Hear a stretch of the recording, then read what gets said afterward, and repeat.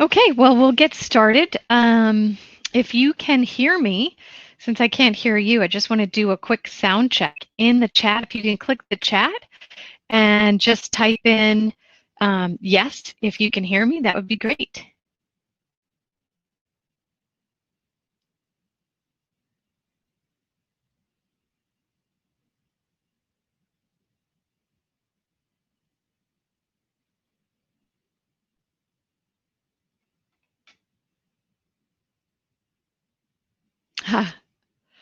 Excellent. Thank you so much for letting me know. Okay, we'll get started then now that I know that you can hear me. So hello, everyone. Welcome to the Foundation of the World Digital Presence webinar. Let's get started here. I'm Faith Legendre, and I'm coming to you live from my home office here a little bit outside of New York City. I'm sure we're all working from home these days or learning from home. And doing all sorts of things. I attended a birthday party from home the other day. So this is a new reality, right? New norm. I've been in business for a while. I won't say how old I am. I've worked with over 200 global companies from around the world around customer service, contact center, customer retention, circular economy. So outside of this, you can ask me about circular economy if you like. And I'm really passionate about learning myself. I love learning. I attend all sorts of workshops and courses whenever I can. I look for all the free stuff on Coursera and Udemy and all these different places. My motto is learning never ceases. So happy to be with all of you here today. I'm sure that I can learn from you as well. And please feel free to connect up with me on LinkedIn so we can continue the conversation. So be on the digital areas that resonate with you. I want to start out with the myth first, right? The myth is that if you have to have a digital presence, you have to be everywhere. You have to be on Facebook, you have to be on Twitter, you have to be on Instagram, you have to be on Snap, you have to be on Pinterest, you have to be everywhere, LinkedIn. That's not true. So put that out of your mind, that's a myth. Where it resonates with you. So that means maybe your cohort is on a specific group on LinkedIn and these people share the same values as you and they are working in the same industry as you. So be where it's most comfortable for you and makes sense for you. So you don't have to be everywhere. So that first myth is busted. So now let's do a little activity. So the folks that are on the call here, get out a piece of paper or maybe on digitally on your phone if you'd like. List out all the online social areas you are currently on, and I'll give you a minute to do that. So that's the first step.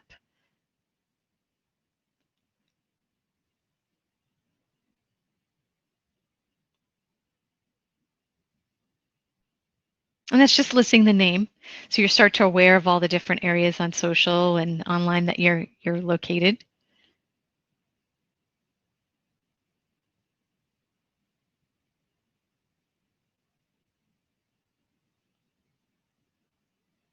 Oh, I'm so sorry. It's showing a very strong signal for me from my side. If you are listening, I see somebody is saying sound is going in and out. If you are listening through your computer audio, you might want to shut down everything else on your computer besides this presentation, because it might be trying to push a lot through the pipe there.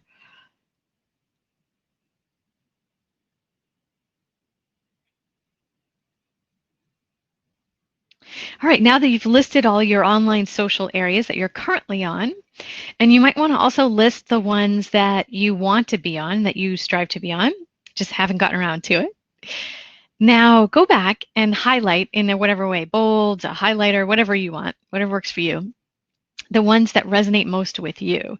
So what are the ones that you think match to you the most? Like we were saying, maybe it's a LinkedIn group, maybe it's a online group that you're a part of outside of a social area. Highlight those ones that resonate with you, resonate with your personal brand, resonate with your personal values. I'll give you a minute to do that.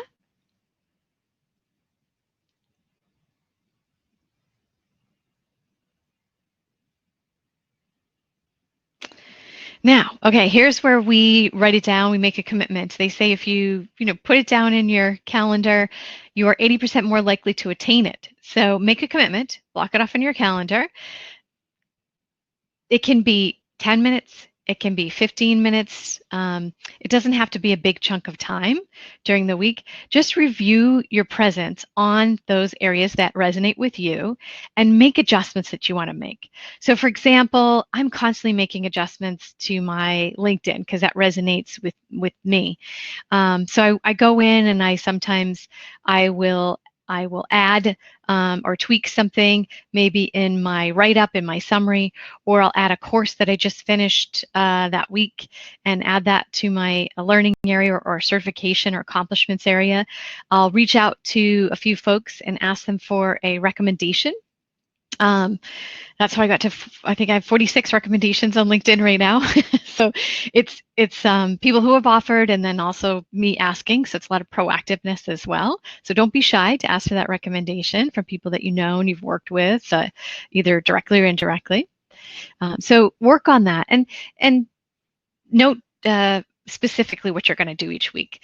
So for example, I'm going to reach out to Bob and ask him for a recommendation.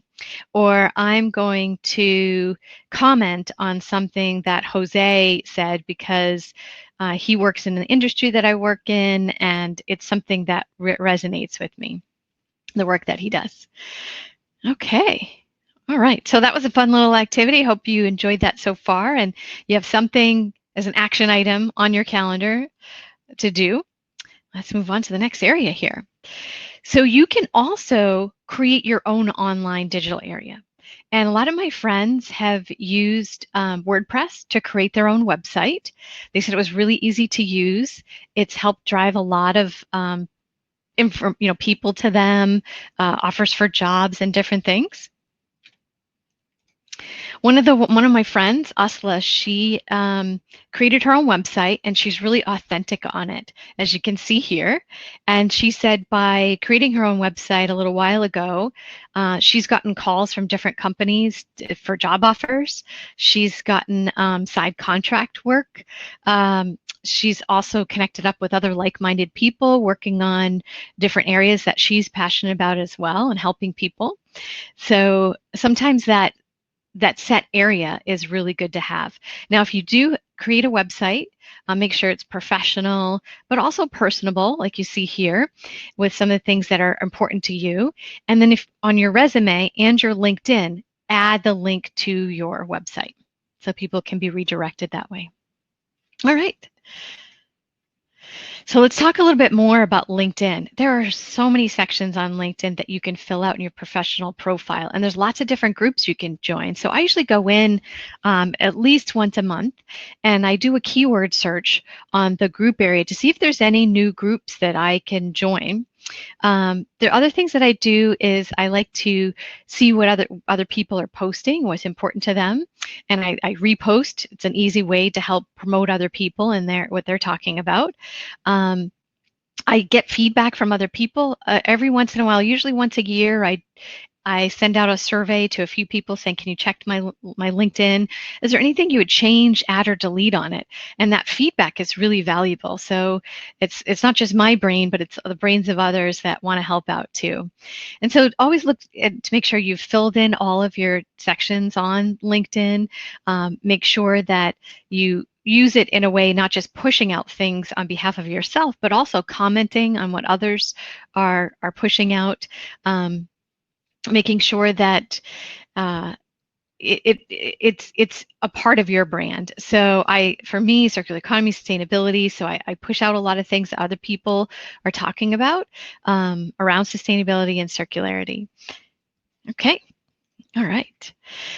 Again, be authentic. So it's interesting, a while ago, I have a funny story to tell because I was on Facebook and I was on these different places and LinkedIn, and I was pushing out a lot of stuff about just industry, a lot of professional stuff.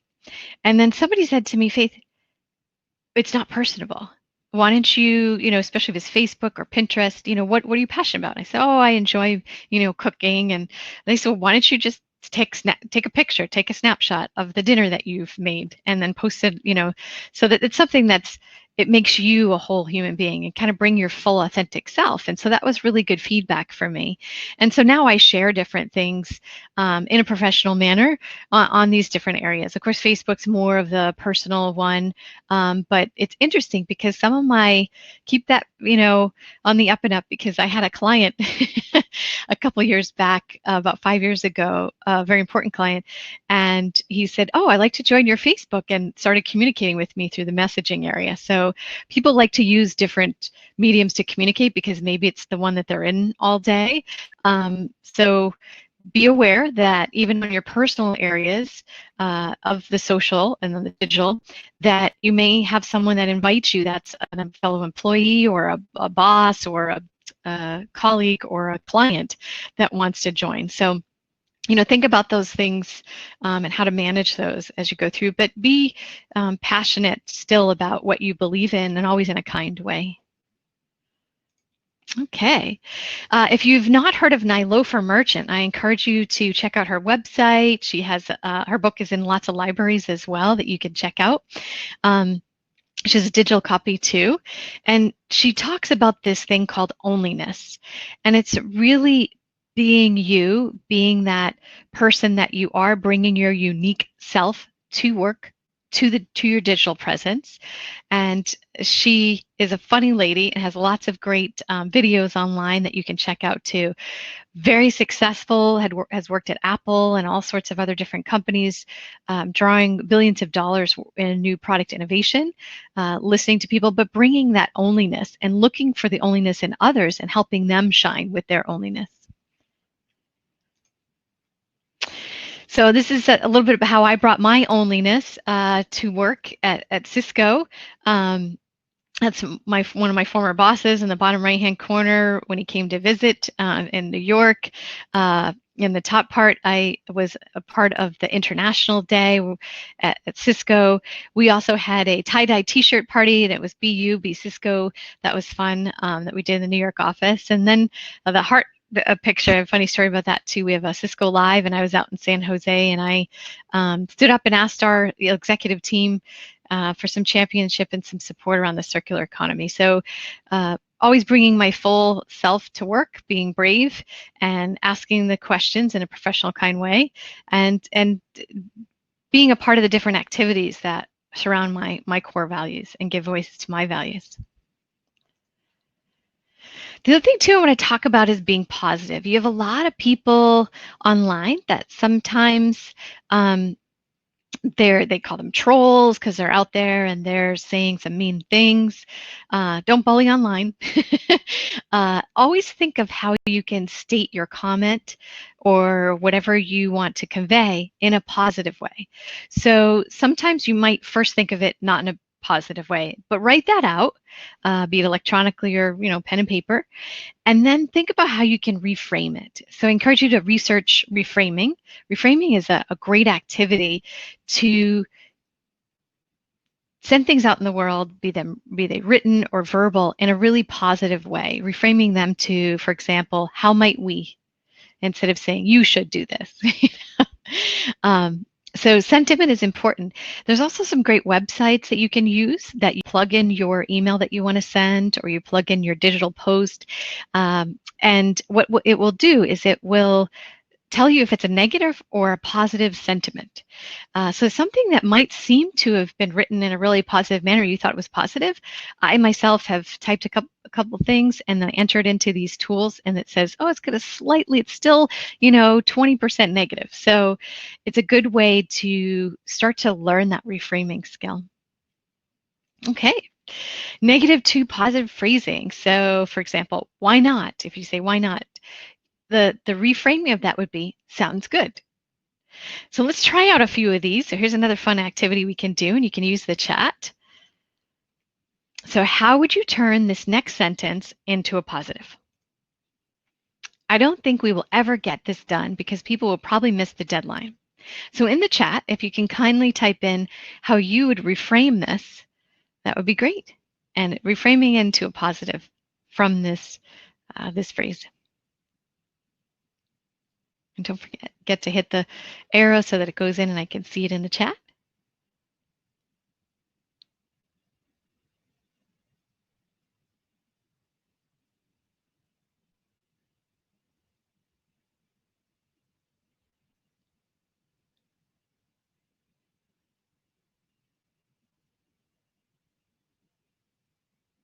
Do I have any takers? I've got some shy 4 people out there.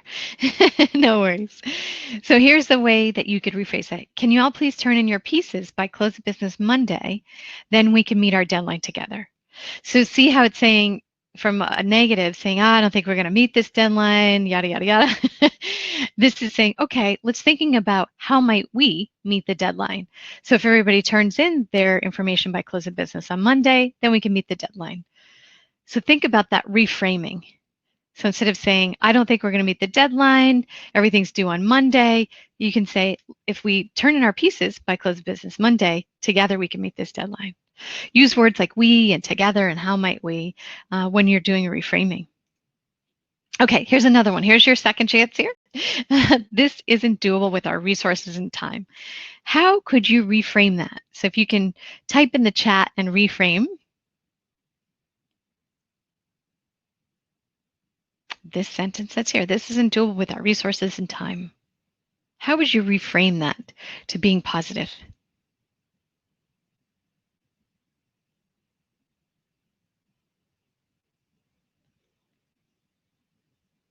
I'll give you a minute to think about that.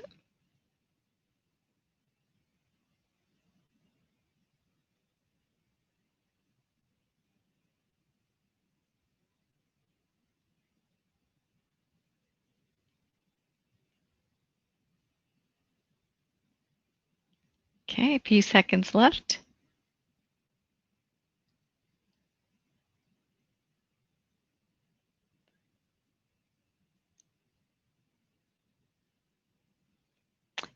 Here's a good one. Considering our resources and time, let's see if this is feasible.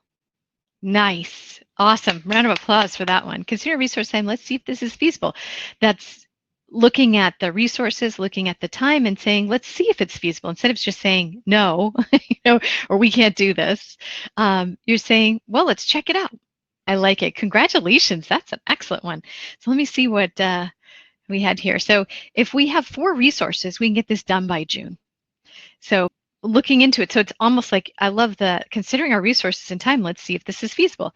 Then you go back and you realize that you need 4 resources and that if you have 4 resources, it can be done by June. So together, these 2 phrases, consider our resources and time, let's see if this is feasible, and then coming back with if it was feasible and how it could be feasible. Perfect. Great job. Together we make a good team. So thank you for posting that in the chat. Okay, so the other thing I want to talk about is mindfulness and being present. So despite popular belief that the brain can focus on more tasks at a time, so that you can be doing, chewing gum and walking, as they say, it's actually not true. I know a lot of neurologists, and they would tell you, and psychologists, the brain can really only effectively focus on one thing at a time. So be present whenever you're meeting with people. Shut off all your other applications and make sure that you're really focusing in on what they're saying. The other thing too in the digital world is it's asynchronous, right? So how can you be present? So I schedule time to connect. I'll reach out to people on LinkedIn and I'll say, hey, do you have 15 minutes? I never ask for half an hour or an hour unless it's a specific topic we're going to go into that we agreed upon. I usually don't like to take up a lot of people's time, so I'll ask for 5 minutes, 10 minutes, max 15 minutes. And I am really present when I meet with them. To make sure that I'm listening to what their needs are. And I always want to make sure it's mutually beneficial. So I always ask, what are your challenges today? How can I help? The other thing too is you want to customize all your invitations. So you know how you can connect up with people on LinkedIn and there's a little spot to add something more, add a note. Never send just out there blank. So customize a nice note. Hey, I really liked the article that you wrote. I really enjoyed that post. I feel the same way about what you talked about in that podcast. And I'd love to discuss deeper with you. Here's a few times that I'm available. Can we connect? So personalize all of your invitations and make sure that whenever you're asking for something because you have a need from somebody, first check in with them, especially in today's, COVID environment. I always ask how you're doing, how your family's doing, how your colleagues are doing, how your friends are doing. That's the most important thing, right? Making sure we're connecting on that human level and making sure people are first and foremost, they and their loved ones are taken care of and okay. Because your ask might not mean anything if things aren't going well. Okay, recommend and recognize others authentically. I like to look for people that share my values and help them increase their voice out there in the world, in the digital world. So if I see an article or something, I'll repost that and say, "Thanks, Emily. This is really great. I loved what you said here." And then I encourage other people to say, "Hey, the third paragraph in this article is really great," or "If you're in this industry, please check this out." So recommend and recognize others really authentically with things that resonate with your core values. The other thing that I take a lot of time to do, this is something that I enjoy doing, and I do at least every single day, is to research. I read people's posts, I read their articles, I look at what their pictures they're posting to see how they're doing as a holistic person. So maybe they just went on a vacation, or maybe they're going through a tough time and they posted that. I don't like to be like a stalker and say, "Hey, I just realized that you that have just posted this," but in a kind way, checking in, seeing how you're doing. Uh, I really enjoyed what you posted, etc. So being present when you're physically, one-on-one through a virtual meeting, customizing all your invitations and your messages to people and checking in first to see how they're doing as a human being, recommending and recognizing others in a really authentic way through what's important to them and what they've pushed out digitally, and then researching, taking time to look at diverse perspectives as well. I don't just look at what people are posting, my friends here in the US, I look for what my friends and colleagues are posting in Russia and China and India, because it helps me get a better global, more diverse view as well too. So make sure that you're not just focusing in your circles really small in your sphere of influence and your digital influence. Make sure that you're inclusive with the folks that you are recommending and recognizing, and that you're inclusive with what you're researching and reading. Try to look on different areas to see what people are posting, because in that way we don't stay so narrow-minded, right? I have a great book I'd like to recommend. Over a decade ago, I learned about this lovely gentleman here in New York, John Stepper, and I met with him, and he has this book called Working Out Loud, and a lot of libraries have this book. I just love this book because it teaches you how to digitally be mindful online, how to authentically connect with others online, and also in what he calls these circles and these working groups together to hold each other accountable and help each other out. And he really has roadmaps in this book, since specific actions that you can do in working out loud. So at the end of the chapter it'll say, here's an activity. If you don't have a Twitter account, open a Twitter account and then post something. And he even says, "Hey, call me out and I'll respond back." So it's a great functional workbook to know how to meaningfully engage digitally online with others, and then also how to build meaningful relationships around things that you are truly passionate about and then align with your core values as well. Well, that's it for me, and we have some time left for some questions. So I'm not able to hear you. I'm so sorry because of the tool here, but I would love to read your questions that you'd like to post in the chat there. So feel free to take a few minutes to digest what we just talked about and post any questions you have in the chat.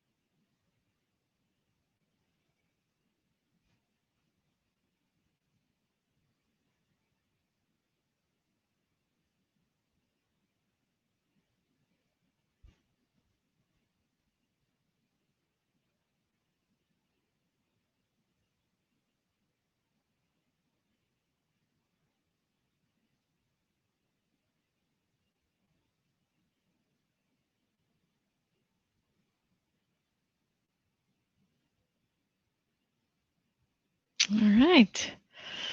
Well, if there's no further questions, I hope you enjoyed today's session. Again, please feel free to reach out to me on LinkedIn, Faith LeGendre, site maintenance. I would say professionally, Lauren, thanks for your question. I would say professionally would be LinkedIn. If you are in a specific area, I would go to that area, so that specific industry, and just focus on that one. For me, professionally, but there's a lot of, if you're in learning, for example, there's a lot of different areas for learning, and so that might work for you. Um, if you are a photographer, of course, being on Pinterest, right, is great. Or even if you're building out your presence, maybe if you are love video. I have friends that Lauren, they just love videotaping. You know, how to make things, how to do it yourself. YouTube is there. Social media where they like to post a lot and then engage with their audience. So it's really your medium of choice, whether it's Venmo or it's YouTube or it's Pinterest or it's any of these other specific ones too. And they're different around the world too. I want to acknowledge that. So there's lots of different social platforms that just work in China, for example, or work in India. So if you are in a different part of the world, there's different social platforms in the islands, I know. So think about your geographic location, think about your industry or your hobby or what you're most passionate about, your activism, and be in that platform area that works for you. And schedule maybe 10 minutes a week just to, again, ask a question, answer a question, be helpful, push out something else that resonates with you that someone else posted. So I hope that answered your question, Lauren, in a roundabout way there. Thanks for your question.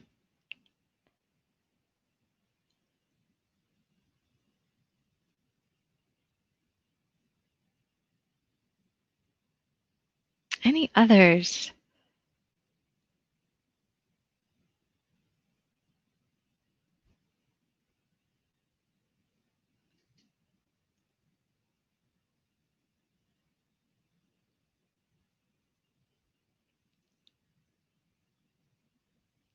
You'd be surprised what reaching out. I reach out to people that I don't know on LinkedIn, and I send them a nice note saying, "Hey, I really liked what," and I've built my network that way. Thousands of people that I work with now on projects. The other day, someone reached out to me and said, thanks for connecting. I really like what you're posting. Can we meet? Because I'd love to help you out with something that you're working on. Because I said I was working on this specific thing.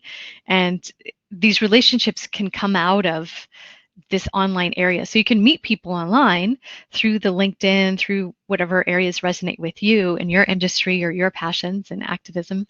And they can grow into these great relationships. I've had worked on projects with people that I've never met, and we've just, they're in other countries, and haven't had a chance to go there. So it's bloomed into these great relationships and working together and volunteering. I started a volunteer group around a specific thing a little while ago, and others from LinkedIn joined it and said, hey, yeah, I'd love to help out. So, and then we met synchronously, virtual over virtual conferencing, and worked on the project. And so you never know.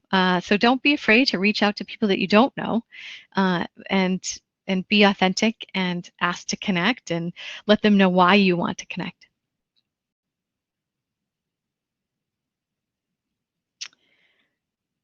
Any other questions, please feel free to post them in the chat.